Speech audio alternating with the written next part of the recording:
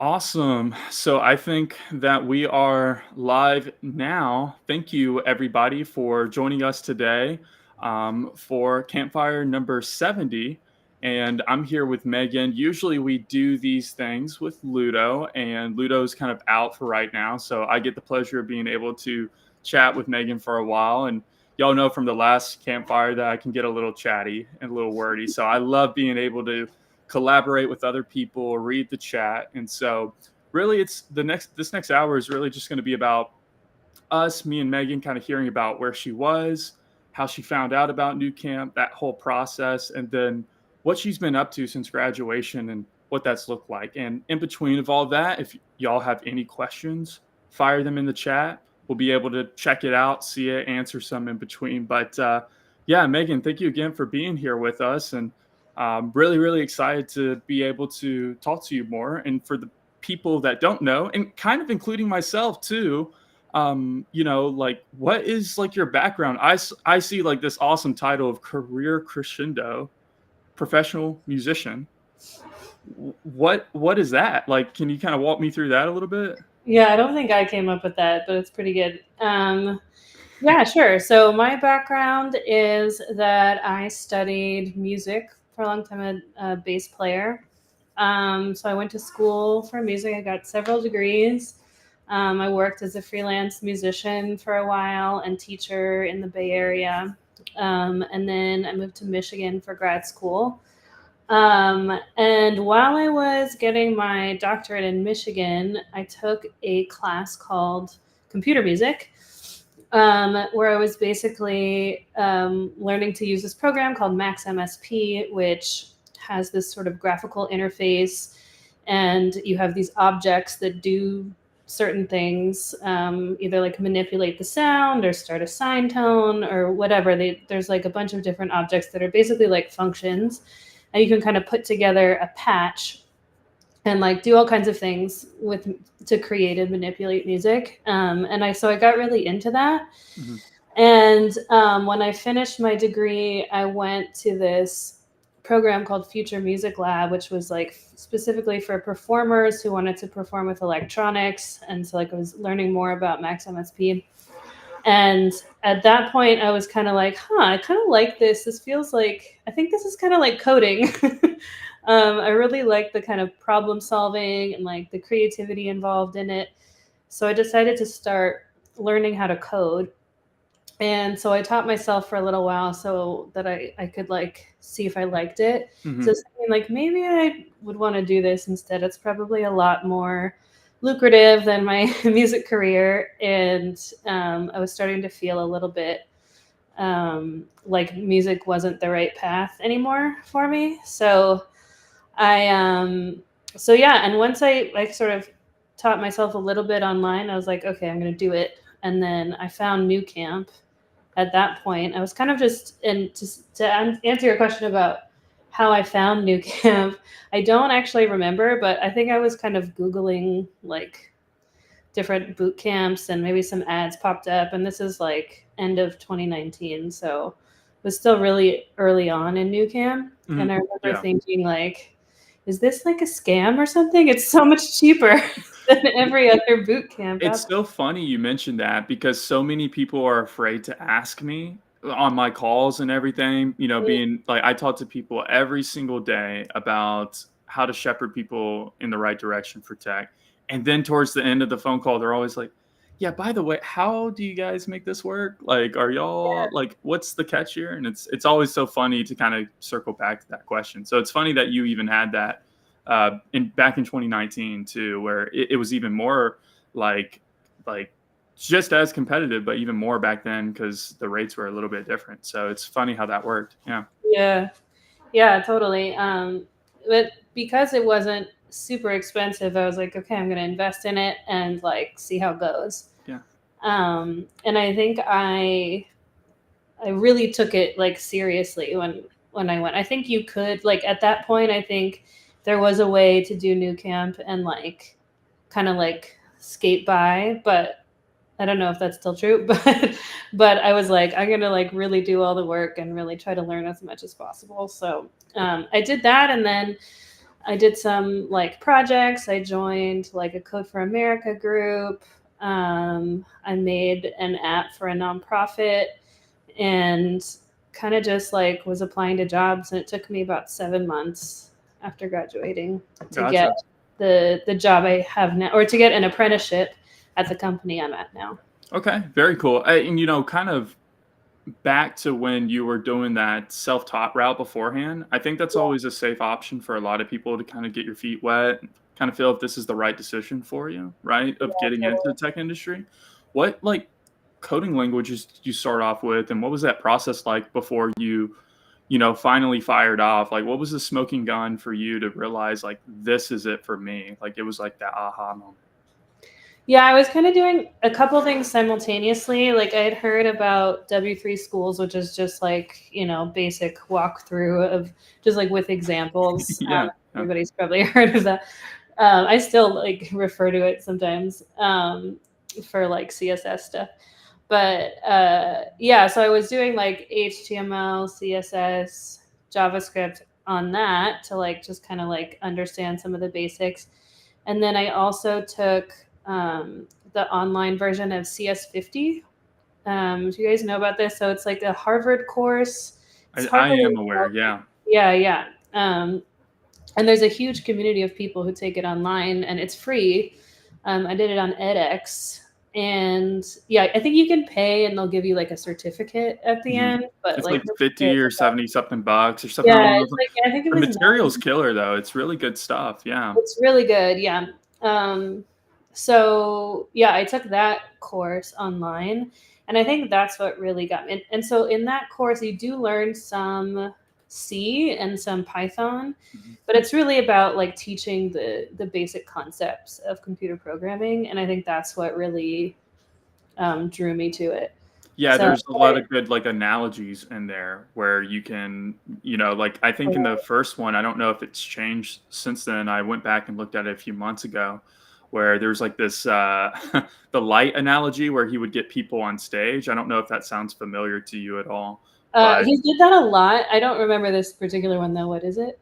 oh, yeah, so it was pretty much binary code, so he would get people in there, like, the Oh, ones and zeros, and then bring people up on stage. It made it really digestible for yeah. trying to understand how these machines work, which I feel like having that kind of fundamental knowledge of getting into this kind of stuff helps a lot to see nice visual representations, which is Totally. which is funny that I feel like directly correlates with why people get involved with front end first, like, they can see Yeah. that kind of happening, so Yeah, yeah. It's still like really nice doing front end and being able to like see it immediately. yes, yeah, But yeah, the one that stands out for me, the illustration was he does this illustration of basically like, going through and creating a set of commands. And so he's like, tell me what to do to make a peanut butter and jelly sandwich. Like, and he has like a jar of peanut butter, a jar of jam, and the bread. And you can't just say like, take out 2 pieces of bread because it's like, because he has it like wrapped, right? It's yeah. like you can't skip the step of like, like untwist the twist tie and like pull exactly 2 pieces out. And yeah, so it's like illustrating like how granular you have to be with. Get into the nitty-gritty of those specifics and everything, right? Because if you miss one Mm. step, it's like, that's not even a peanut butter and jelly sandwich anymore, Right, right? And so you heard exactly. it here first, like, coding is as easy as making a peanut butter and jelly sandwich. Megan said it, okay? Yeah. So once you kind of went through that process, right? Was it the end of that course that you were like, okay, now it's time for me to kind of get into an accelerated program? This is maybe something a bit more structured. Like, what did that process between the end of that and then going into New Camp look like? Because I'm envious of that phase. Everyone who goes through it, it's like this wonderment that kicks in with tech. It's a great feeling. Yeah, that's true. It was a really good feeling. I think I was like still hesitant to like leave my career, so I spent like maybe a year kind of like waffling about it, sort of like being like, I like this. This is fun, but like I'm not sure I'm ready to give up on this other path. And what I guess it maybe it was the end of that course. and I started doing some of the really simple like kind of leak code things, Mhm. and I was like, this is really fun. Like, I think I just like there was a certain point where I was like, okay, I'm having fun doing this. I think it's time. I don't really remember exactly like if there was like an event that precipitated that, but Yeah, no, it, but you definitely it all remember the kind of came feeling, right? together. Yeah, Yeah, that I had this feeling, the feeling. stars kind of aligned in that way where Yeah, it finally happened. You did some research, Nucamp, that's how it popped up on the radar, something as simple as a Google search. yeah. So, that beginning phase of like, did you get kind of those like pre-game jitters of like, I'm about to kind of go back into school a little bit, like learn this new skill? Like, what did the first like month look like for you on that? Yeah, I think I was just really excited. I don't think I was really nervous about it because I didn't feel like I was losing anything. I felt Mhm. like this is all like I'm only gaining Yes. from Yeah, this. you keep just kind of compounding that, right. Yeah. Yeah. So I think I was excited to like start the new journey. Mhm. So And when you were in that phase, were there certain things that I guess you could bring over from the musical world into seeing yeah. with how you create your code? Because I feel like there could be a lot of correlations between not just the process of learning a new skill, right? But the creative aspect of that. Was there something that you were like, oh, this is like this or this is like that, right? Yeah, totally. Yeah, like one thing, and I used this a lot when I was like starting to interview for jobs as like a reason you should hire a musician as a as a coder is like basically like when you're let's say you're a performer and you're like starting to work on a new piece, like you have to like continuously think about the big picture while also like drilling into like each like individual section, and sometimes getting really granular on like one note to another note, and like Mm. how are you going to do this, and you have to kind of do that over and over, like so you're keeping like the bigger picture in mind while like just like being really granular on the smaller the pieces that create the whole. I think Right. that was like a real skill that I had already developed that you really need when you're like creating an app, for example. So maybe there was a point in my life where I kind of had this realization with something, but maybe you correct me if I'm wrong if you had this too. Like you were kind of working your way all the way up to a certain point with one thing, and then you combined it with another, and you went, "Oh, all of that time that I spent doing this has now worked up and led to this," and I had no clue it would have turned out to that. Is that something Yeah, maybe a similar feeling? I yeah, feel like I could totally. resonate with that, and I feel like a lot of people could too with coding. Because a fun game that I like to do is with my friends is think about things that don't use tech right now, and it's almost impossible. Mhm. Like any type of background you come from, like for you, it's like being a musician and just like the crescendo, right? The career crescendo, right? And but for a lot of people like myself, I didn't come from like a really creative background. It was something like retail, and but there are correlations there too. And I feel like any background that you come from, you can find those trinkets leading into it. And so I think that process that you're mentioning is really, really fascinating, even from that, because I wish I was super like musically talented. It feels like it's a superpower to me. So Yeah, that's how people feel about software engineering too. it's So true. Yeah, that's true. yeah, so like yeah, there's this kind of like ethereal aspect to it, right? Where you're like, it seems like magic to people, but actually there's a method to it, or there are many Right. methods to A it. method to the madness or the Right. artistry. And it because it is like with the peanut butter analogy that we were talking about, like the sandwich, there are steps to it, right? But, like you can kind of still think outside the box on how you get to those steps. And I Mhm. feel like if you're like a creative person, but also a problem solving, like think outside the box type person. If you're looking for something where how can I learn these skills and also get compensated for it? I feel like software engineering is about the best way to be able to do something like that. Yeah. Um, And also like a career in software engineering is not just coding all the right. time, right? Like you have to interact with people, do work as a group. You like to ask people questions and get comfortable asking people questions. So if you've like done any of that in your previous career, like those are all transferable skills. Which I think a lot of people have, Yeah. right? And so, yeah, so that was like the beginning phases of like getting into new camp and learning, and you were kind of like somewhat in this honeymoon phase, right? Mm-hmm. With that said, everyone hits a roadblock eventually with coding, where they're like at this like not this end, but like this crossroads of like, is this how, why? And then you want to rip your hair out about a problem or something. Like, Yeah. were you able to like get through that a little bit easier? Because I feel like people who come from a musical background might be able to, because you're constantly compounding these skills through consistent learning. Is that like one of the ways that you got through that too? Yeah, well, I think like I said this to someone not that long ago, but like there's something about that frustration when you hit that roadblock that like I kind of like.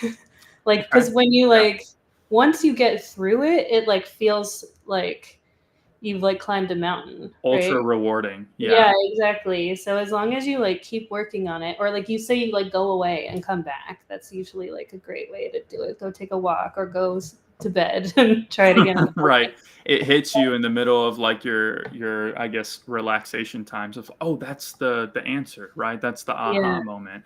Um exactly. And that is like such a relief and like so exciting that I think it like makes the frustration worth it.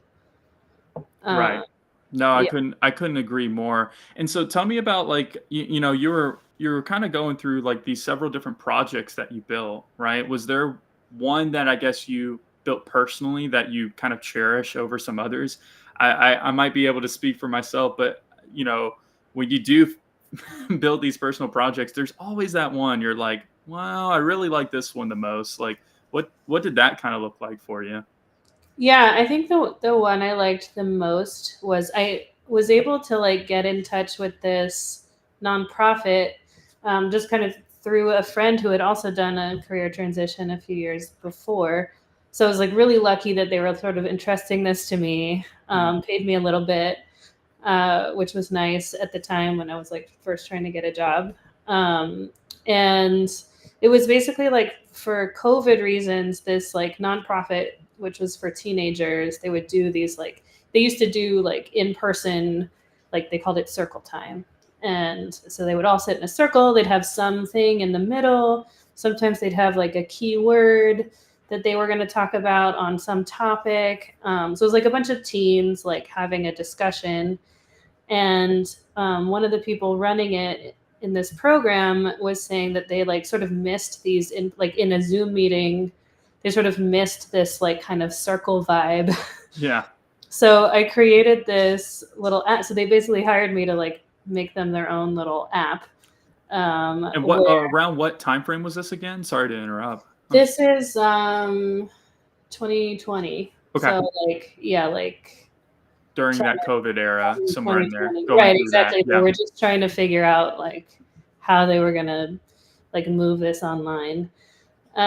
So yeah, so they would have like a Zoom meeting and then like share a screen, and it would just be like a bunch of little dots with everyone's name. So I had to kind of figure out, like he basically gave me these constraints, and I had to like figure out how to like make things drag and like what sort of tools I wanted to use, and like how do I like add a name and not make the circle, you know, look terrible. Right. Like Right. you know, Not like a weird looking circle, like yeah. a perfect one. Yeah. Yeah. Yeah, and then as it went on, they would like ask for new features. So then I created like a login, so you'd have to like, so you could have like different groups. Because at first it was just like a basically a website, and you just like entered everything.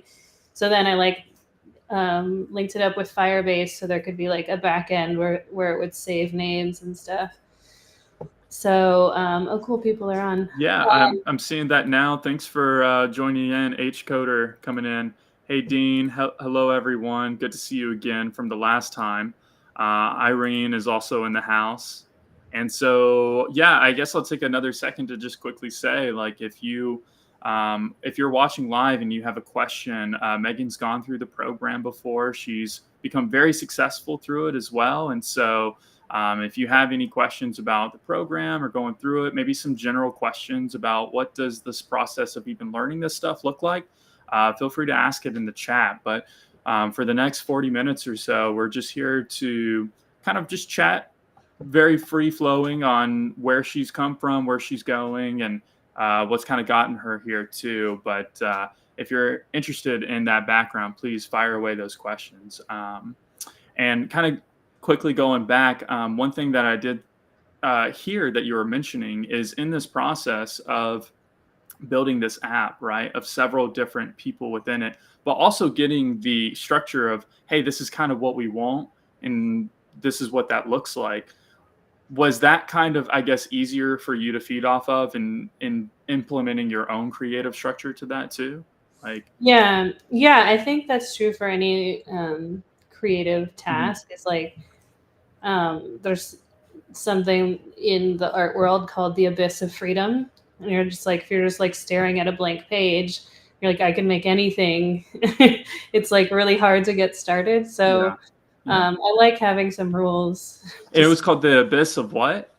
The abyss of freedom. Freedom. That's what I thought. That's really compelling to kind of think about. Abyss of freedom, because your abyss is just a void that you're looking into. So, I mean, I feel like I could definitely relate to that if I was just seeing a blank Visual Studio Code page right there. I guess that's kind of a good way to phrase it. I've never thought of it like that. Yeah. So how did that kind of come about to be? You were kind of in the midway through sharing that. How did it kind of go through where you were able to launch it successfully at that point? What did that look like? Yeah, I mean, I think like they had a timeline for me, which is also really helpful. Like they had a deadline. So basically I was like, okay, I have to at least get the basic structure out. And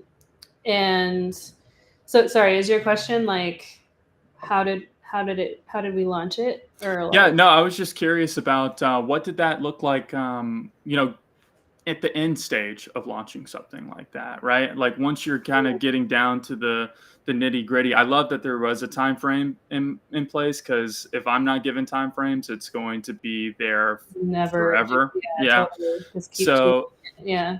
And that was probably that. It sounds like that was your first project that you really held dearly, right? For your first one, at least. Was there other projects on top of that maybe that experience helped you along the way?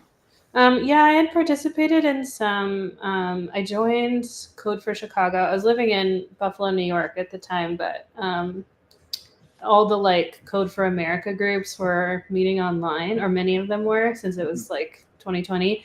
So I joined this Chicago one. So I worked on a group project that I think helped me a lot, just even like to understand how GitHub works, and like, because like in boot camp you're not using you're not like collaborating as much, or like you don't have to. You can do like your own project. I think you do have the option of doing a project with other people, but I just did it by myself. So the like collaboration aspect of it was really helpful, and I think just like like trying to like create code that was used in the real world was like a new thing. So well, it made you, I guess, what's the word? It added more, I guess, accreditation to yourself too, to be able to use that towards something else, kind of like a stepping stone and compounder. Yeah, exactly. Every project. I think I see a question from Jane. Do you have a full stack course starting after October? We have one that starts on a 5-week rotation. So every single date that you see, if you add 5 weeks to it, it's always going to be starting that way. So I can safely bet that we'll have one starting either in or after October. So, or very, very close to that time frame. So yeah, if it's not listed on our website yet, it will be very, very soon. We're months and months and months and months out from that. H Coder said, well, it's interesting to hear about such a career shift. Go ahead, please. That's kind of the theme of it. Just kind of going through and talking differences with coming from any type of career path prior and how that gets implemented into coding now and what that looks like in the future. So if you're curious on more specific details on Megan's background, please ask away in the chat. And I know that she would love to be able to answer them because she's the rock star here. So, but selfishly, I am kind of interested to know a bit more about that background of that bass playing and everything. How did you come across that? Was that something at an early age? Like, Yeah, sure. Yeah, I started playing violin in elementary school a little bit. That's a hard freaking instrument from what I've heard. Yeah. Yeah, I hated violin actually. So in middle school, I joined the orchestra because I already had started playing violin, and we got to pick a new instrument. And the bass was the biggest, and I thought it looked cool. And my best friend also decided to play bass, so we both started playing. Yeah. And then after that, it was just kind of there's a whole kind of community around bass players that I really enjoy, because it's sort of not as common an instrument as violin or cello or flute or whatever. And so there's conventions, and there's a major community of bassists. And I kind of it's interesting. I actually was really interested in math when I was younger. I really enjoyed my math classes, but I ended up, through some circumstances, I ended up getting kicked out of my math honors class, and then I kind of dropped that. So I think then music was the next focus. Mm-hmm. So I got really into music theory. So thinking about that now, I'm maybe I would have ended up on a more traditional computer science path if I hadn't had that. There was a lot working towards that, it seemed like, with kind of how you're processing things even at a younger age too, which I think is just super fascinating, to see, love how much, love yourself so much now, because you can see how far you've come, right? And see how much these things have impacted you. One thing that I did see from your past interviews and live streams that you've done is you've talked a little bit about the 100 days coding challenge. That is really interesting to me, because I'm on the internet all the time. I see people on Twitter all the time, LinkedIn, do these things. I've never once talked to somebody in person who's done it though. And I think it's the neatest thing. And I've always been so close to doing it myself. But honestly, I chicken out before I do it every time. What is that like? Because I feel like that's almost like putting yourself through a boot camp. What did day one look like in that or let me just start with this. How did you even hear about it in the first place? Was it just the trend? Yeah, it was a trend. And also I had joined a group, which I also highly recommend doing in general. I think this group is no longer in existence, but it was a junior, I forget what it was called, but it was like junior developers or something. And there was kind of a forum, sort of like this actually, every week. It was two people who were established software engineers who had transitioned from other careers, talking, and then anybody could join and ask questions. And so it was an online meeting basically. So it was a meetup every week. And so you could join and just have your camera off and say nothing if you wanted, or you could turn your camera on and ask questions or talk about whatever was on your mind. And it was all people trying to do a career transition. So I learned about it from that group. Okay. Yeah. Awesome. And then day one, finally getting into something like that. That was after your time with Nucamp, I'm sure, right? And so, going through that process, having all of those different prior skills, what did you want to hit the ground running with? Or did you have a certain flow that you wanted to go with for that? No, I think I just wanted to keep myself accountable and be thoughtful about what I was learning every day. Because I was really committed at that point. I was I'm doing this, I'm going to get a job. like it's going to happen. I don't know how long it's going to take, but I'm just going to keep going until I get a job. And so I just have to keep learning and like making stuff every day.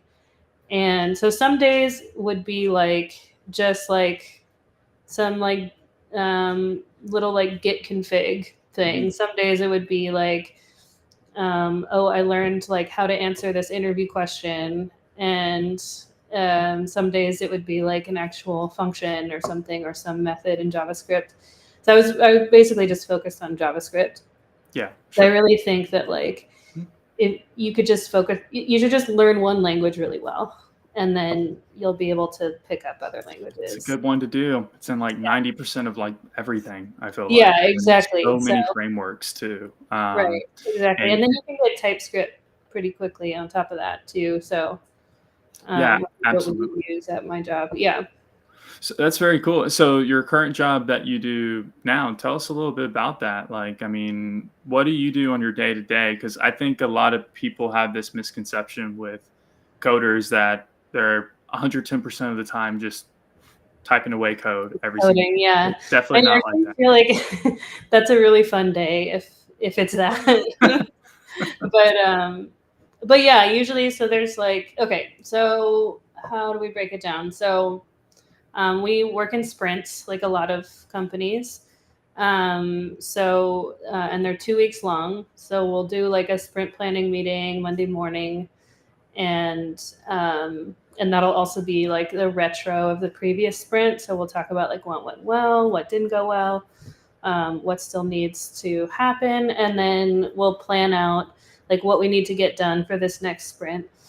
And it might be that you're like sort of already on a bigger project and you have like more things to do towards that project, or maybe there's some bug fixes that need to get assigned. So then you get assigned tickets for the week, or you can kind of like volunteer to take some for the week or for the sprint. I mean, sorry, 2 weeks. And then, yeah, and then so you have those, and you can kind of like plan out your sprint how you want to do it. We have a stand up every day. You have other meetings, so you might need to do like a spike ticket, which is like kind of a research ticket, to say like how long is this project going to take? Like if we were to do this, like what's involved? How Mhm. long is each step going to take?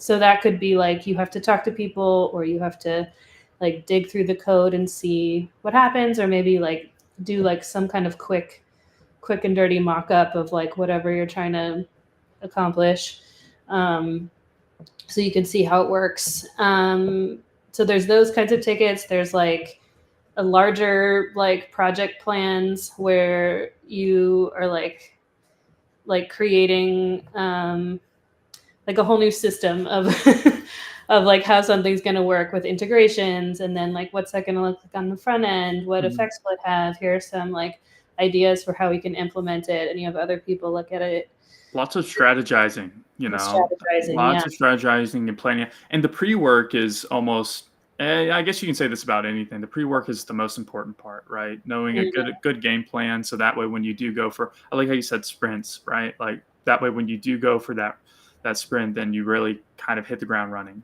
the right Yeah. way. Right. And throughout while you were saying that, Age Coder actually popped in with a really amazing question saying, well, I think one of the popular questions amongst beginners and everyone who wants to change careers is, at what point can I consider myself ready to apply for software engineering jobs? And that's a great question, because we were kind of talking about that 100 days of coding, your time within Nucamp, what led you up to that point, and then we jumped a little bit into that job. But what was that process? I guess that gray area in between of after graduation, did you have maybe a little bit of analysis paralysis in a sense, or like when did you know you were really, really, really ready to just knock it out of the park with this kind of stuff? Or do Mm. you still feel that way now? Because sometimes Yeah. because sometimes I feel like that's a common trend too. Yeah, I think you just kind of have to start applying and be willing to embarrass yourself a little bit. I guess there is some line though, right? Like Right. if you really don't know what you're doing, then maybe you're not ready.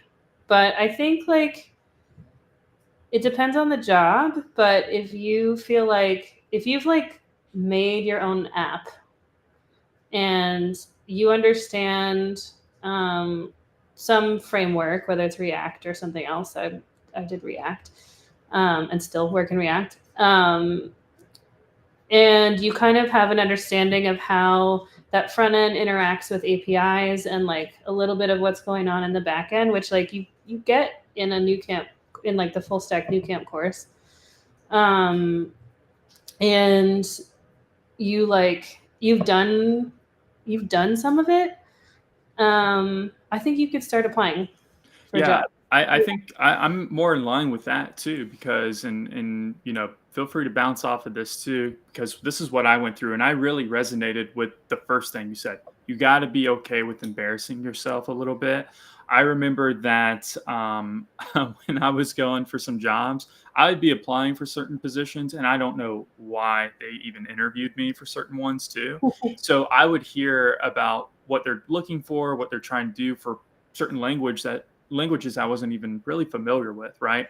So, I kind of got put in this crossfire of, oh man, like that was that, and this was this. But then gradually I was getting more and more interviews, showcasing more and more projects, and then hearing, I guess, a correlation between all these different interviews, right? You got to start somewhere. You got to be okay with that. But projects, I feel like solidifying that own confidence within yourself Yeah. really does that well, because when you do go to talk about those projects within interviews, it's something you're not only just like know in and out, like the back of your hands, but you're passionate about those things too. Um, let's see. So H Coder is, asking here, what kind of apps, and followed up with, I mean, what apps can I put on my resume that shows that I'm really ready? And I think that that's a good question for you, Megan, because you've been able to build these set apps. So is there like a general thing that you would kind of recommend for people trying to get into this for that? Yeah, I mean, okay, I think for the most part, like if okay, so for what kind of apps? Like, That's a good question too. I feel like to know what type of languages that you're working with, but I feel like anything that Hcoder, to kind of answer your question a little bit more from my stance, I feel like anything that you're able to showcase something that universally solves a problem. So if you're working with a database, knowing how to update that, create, put in different entries, showcase that on a visual representation. If it's something you're more passionate about, maybe you want to make a bot for something. How does that really work for automating processes? Like, how are you doing that, right? I think that anytime you're going for a job, most of the time employers aren't really going to, I don't want to say they won't care about your background, but they want to really see what type of skills you're bringing to the table. Are you able to provide a solution of what they're looking for? Because essentially that's what you're doing when you're looking for a different job. Are you that puzzle piece that fits perfectly, right? And when you do that, you build apps that will stick around, that are more correlated with different types of way businesses are structured. For me, I came from sorry, Megan, go ahead. yeah, sure. I was just gonna say, like, yeah, I totally agree with all of that. I also think that most of the time, like, people might click through and like take a look at your app real quick, but most of the time they're not really going to look at it that deeply. So it's most important that you can talk about it, like the way you're saying. Like, they're interested to know, like, they're going to ask you what's something you built recently, and can you tell me how it works, and like about what it was. So Yeah. yeah, like, so I would say, like, it doesn't, yeah, like a CRUD app of some kind, it doesn't really matter what it is. If you do that and like a bot for something, or a couple of different projects, then you can talk about them because you built them. I think that's going to be really key. And something that you're actually building for something you find interesting too. Mm. People in an interview can smell it out right away about, does this person, like, did they just kind of copy everything from YouTube, or did they actually build it themselves and kind of dig into how to really go through that, right? Yeah, or get Um, Chat GPT to write it for them. It yeah, or did they get wasn't a ChatGPT thing to, at the and time. it's all Yeah. buggy and everything too, right? For me, I came from a retail background of working in a grocery store. I worked at Publix. I'm not sure if you guys have ever heard of that. It's mainly in the South. I worked there for a couple years and really felt like I was stuck. But then I went into a coding boot camp. I went into learning coding as well. And what I did was I tailored a lot of my projects to make a database that would update for keeping inventory counts. I loved SQL. Don't know why. I guess I'm in a unicorn when it comes to that. I don't find a lot of people who really like it, but I loved it. And so I wanted to create something database wise that would kind of correlate with that. So if someone in an interview asked me, "Oh, hey, Dean, you worked for Publix. Tell me about that time." I would say, "Hey, well, yeah, throughout that time, it actually allowed me to unlock these types of skills to be able to build this project," and then I would just go right into that and then talk about that project. So any type of app, any type of thing that you build, just make sure you're passionate about it. Make sure it makes sense too. That's really what matters at the end of the day. Um, and so, yeah, if you guys have any other questions just like that, that was a great question, H Coder. Thank you for asking that in chat. Feel free to ask away. Megan, if you could, at your current state, go back in time and tell younger Megan some things to help you in the process, what would some of those things be?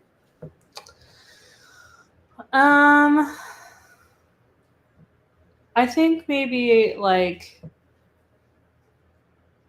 and I did this to an extent, but could have done it better, I think, is just make sure you're really trying to learn deeply and not just try to finish your app, or finish whatever you're working on. Try to be okay, why am I doing this? Why am I making this choice? Because the whole point of it is that you're learning something. I still have to remind myself to do that in my job right now, because it's there's a lot of deadlines and you want to make sure you're not Yeah. taking too long to Yeah. make anything. So sometimes I get into this headspace where I'm oh, I just got to get it done. And I was doing that even then. And so I would just kind of try to do it really fast. And then a week later, it'd be I don't remember how that worked or why I Yeah. made that choice. So yeah, I think I would maybe try to make sure I'm really learning deeply and paying close attention. Yeah, absolutely. And then for me, I would probably tell my younger self, be more consistent with coding, because the ring rust is real when it comes to coding. You take a few days off and you're just like, "Oh, I don't know if I got it anymore." I Yeah, well, mean, that's where that 100 days of code thing comes yes. in handy too, is it's just to bring it back to that, Yeah. yeah, that it's it's a way to make sure you're doing both of the things we just talked about, consistency and paying attention Mhm. to what you're learning, because you're having to share every day what it is. Yeah, yeah, and it kind of instills that within you too. Once you get past that month almost of just doing it every single day, you really kind of adopt that developer mindset. And I feel Yeah. like that's something that's thrown around a lot, is the developer mindset, and Mm, kind of innovating with tech too. Tech moves very, very quickly.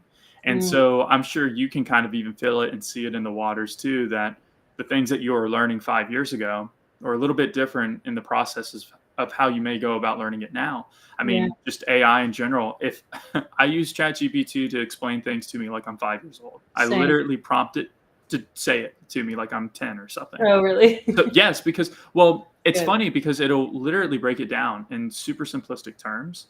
Yeah. That kind of stuff is great nowadays, and I love that Nucamp is actually moving with the times too, in order to kind of help that process of the new generation, the new wave of developers coming through the woodwork, of not forgetting about what's really important at the end of the day, being critical thinking, knowing how to problem solve, right? Because Mm, that's a developer in a nutshell, right? totally. Um, and so, yeah, if you guys got any questions about what that looks like through Nucamp, definitely fire away on that. Um, Megan, I'm also really just kind of wondering, with your time throughout New Camp, what were some of the different boot camps that you went through? Did you go through the complete software path, or did you kind of independently go through different ones? I did the full stack one, which was the 5 months. It was Bootstrap and then React Native and Node. Hmm. I skipped the HTML, CSS, and JavaScript one. I felt like I had learned that on my own, at least a basic amount, enough to Yeah. like get Yeah. through the boot camp. So, yeah, I just did that one. I think there weren't that many options at the time. It was like that, or you could do the front end track, or you could do the HTML, CSS, JavaScript. Gotcha. Yeah, and then so you were already in that self-taught realm with the HTML and CSS. I feel like that's where everybody starts. So if you know kind of the baseline of that, getting into full stack, that's where it really ramps up on that intermediate to advanced level. Yeah, And it being project based too helps a lot. Actually, building things along the way to retain that information, so it's not so overwhelming.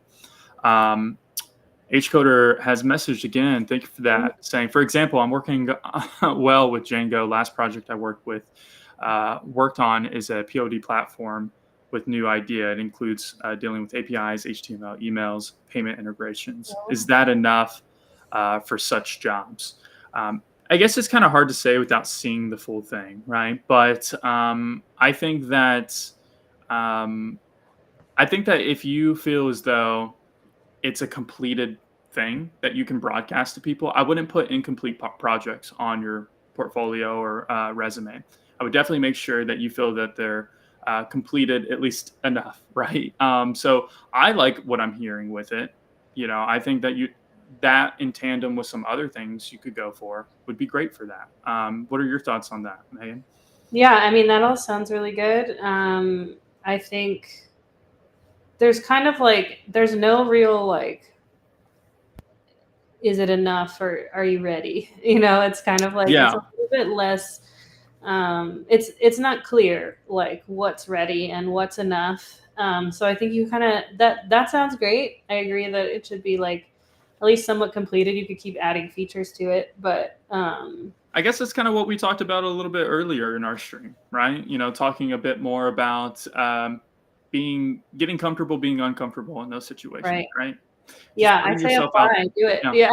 Yeah, just go for it. Honestly, and you're gonna see, like, you're gonna get your own personal data back throughout that experience too.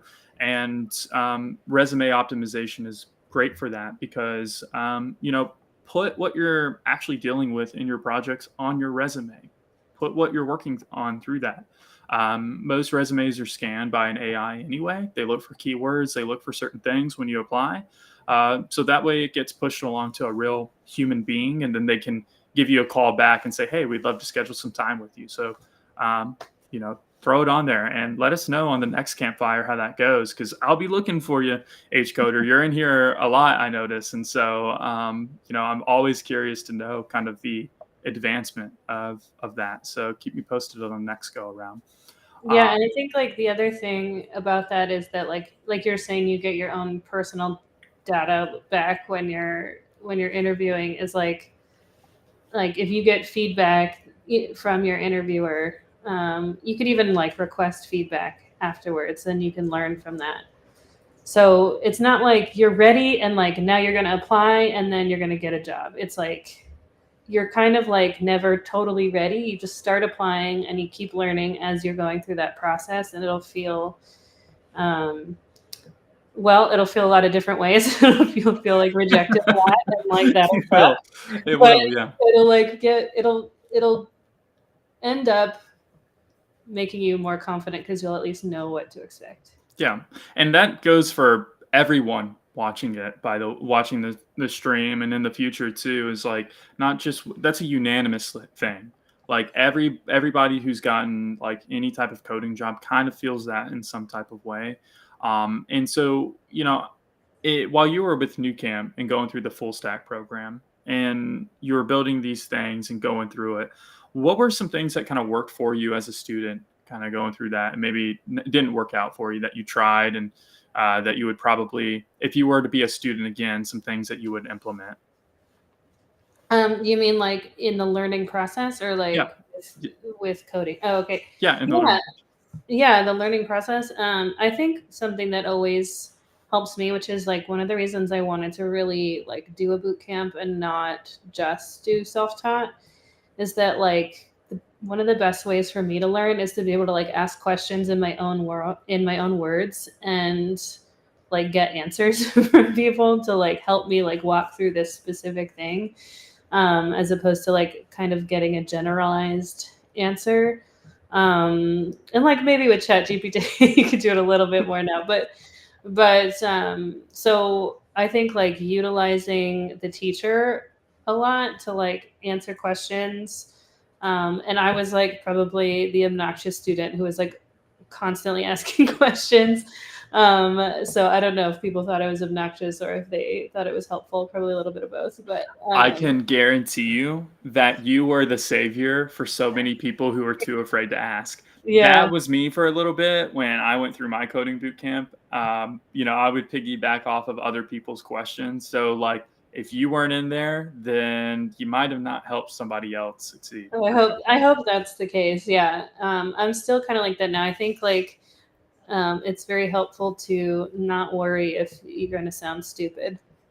Like, Yeah. well, you can worry about it, but just do it anyway. Yeah, I mean, that's Yeah. kind of what you're there to do, right? Right. Just you're in that environment to kind of learn something new. You shouldn't be afraid to ask those questions and get kind of realistic with yourself. Hey, I don't really know this stuff, and I kind of want to get into it for that reason. The bulk of my meetings that I have with people of asking me, Dean, like, how do I even get into the tech industry? I just don't know anything about it.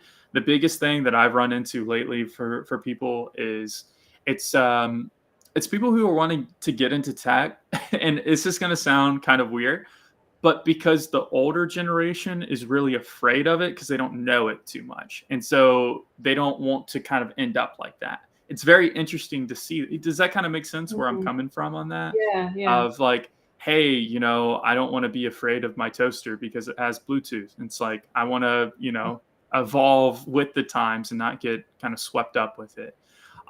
So I think it's really, I think it's really fascinating to see people kind of jump on this wave of this new innovation and way of going about it. But I think more times than not, the people who do get into it and don't be really humble through that process with themselves, or like, you know, become that student. You're there to learn. Don't feel left behind on something you haven't even started yet. So, but yeah, Megan, I've really like appreciated your time so much, and hearing more about your background of music into software development is really really interesting to me. I know for myself, I'm going to share this video and this recording with some family members and some friends that that are wanting to get into software development themselves. And so, would you have any kind of, I guess, just parting general advice for people to kind of hear about, roadblocks in the way, how to kind of get past that too? Yeah, sure. Am I able to contribute to this chat? Because I can share a Medium article that I wrote a couple Yeah, years yeah. ago, that just like has like a list of, and I wrote this because I had so many people asking me this question, basically like, what did you do to like make that transition? So I have some suggestions there. Some of them might be a little outdated now, but um, yeah, let me share that.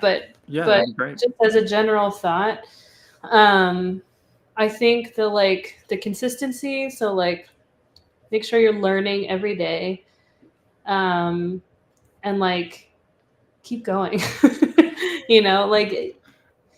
Like I think if you like it, keep going. Like you'll get a job eventually. Like if you feel like you're good at it and you like it, like even if it's just like, oh, I don't know anything about this, but I like the problem solving, and because you like it, you keep doing it and you're good at it. Just like continue to do that. Also try to talk to people who've done Mhm. it. So, or either who've done it or like people in the industry. If you can get like referrals, that'll help you get your foot in the door a little bit, but really just like getting advice from actual people, rather than kind of like sitting. It's a little easier, it's a little safer to kind of like sit in your code cave and just be like doing leak code problems and being like, do I like, am I ready? Am I ready? And Yeah. you got to like get out there and talk to people. Or Uh, only solving code wars and different problems and things like that. It's like, yeah. you know, So make projects too. yeah, absolutely. No, I think that's really useful, and I think you can also share that. I'm also going to let's see. It says private chat. Let me see what happens if I do that. There you go. You sent it over to me. Okay, you can share it maybe. And I'm also going to link this in here where if you guys are very curious about wanting to schedule some more time with us on maybe your own personal walk of life and you want to share that how you can get into the tech industry, and you want to talk to some advisors here at Nucamp like myself or some others on staff, then definitely click on that Calendly, schedule some time. We're very accommodating with it. It's my favorite part of the day is being able to talk to different people on several different walks of life and how they're trying to pivot into tech. It's super fascinating to me because everybody can do it. I genuinely believe that if you have a knack for really just what we talked about earlier, what doesn't use tech, right? If you have a knack for problem solving, thinking outside the box, then for sure you can do this. So let me go ahead and post this article that Megan is recommending here, and check that out as well. And that way, you can kind of directly align with some other things. And so, Megan, I'm kind of curious too. Like, where do you see yourself going from this point on with tech? Are you super comfortable with where you are now, or is it something where you want to gradually work towards something else too? Like, what's the next step for you? Yeah, I like the company I work for now. Probably at some point I'll want to do something else. I'm just starting to get into mobile a little bit. So I'm interested to see if I take to that. So I'm just gonna have a few tickets at work on that. So our mobile team is very short staffed. So interested in seeing that. I also am like I did a lot of teaching as a musician, and so I'm interested in like adding some teaching to it. So maybe you'll see me at an upcoming new camp course. Yeah, that would be sick. That would be Yeah. awesome. So And yeah. any type of like, so you wanting to get more into the mobile sphere? Are you mainly doing that internally, or are you wanting to kind of build some projects in tandem with that? How does that work? Yeah, just internally right now. I Yeah, kind of want to like see sort of like just like getting my feet wet, seeing sure. if that's something that I might be interested in getting Well, more into. so mobile meaning like website building, or like what would that kind of look like? Yeah, well, we have a couple of apps. Okay. So at Blend, we have uh, two. Well, we have like we have like native code, so we're not using like React Native or any kind of like combined thing. So there's Android apps in Kotlin and iOS apps in Swift. So kind of like just like contributing to those apps, like understanding like the ecosystem of like Android development, for example, and like seeing if I might be so yes, I'm not like mobile websites, but like But the applications. applications Apps. itself to kind of serve for a bigger purpose. So things that specifically do stuff within it. So no, I think that whole sphere is so fascinating. It's not something that really clicked for me as much. Mm, And that's totally okay. And yeah. up to this point, I'm kind of envious on it because I have so many ideas that I want to do in an app, right? And so maybe after this meeting, I'm probably actually going to dust off the keys again and get back to it. All You right, you do inspired me for it. And then it. Sanjay said here, Megan, thank you so much for keeping it real. Thank you for being so generous. You rock. And so, Thanks, uh, Sanjay. yeah, You do too. absolutely killing it, and you're an absolute rock star too. And so, thank you everybody again that's kind of joined us today. And if you have any questions for us, and you want to get some more personalized time with myself or some of the other advisors here, I did paste a link in to schedule some time with us for our Calendly. Check out the website too. We're here to work all throughout the week, and I like to work throughout the weekends too. So don't feel like you're a burden on us. It's our favorite part of the day is being able to talk to you guys. And so, but other than that, Megan, thank you again for your time. I've honestly, it's been the highlight of my day being able to chop it up with you for a bit. Nice. Same here. Yeah. Awesome. Thanks so much for having me. Absolutely. So, all right, guys. Well, we'll see you all on the next one. Thank you again, and we'll be seeing you. Bye bye.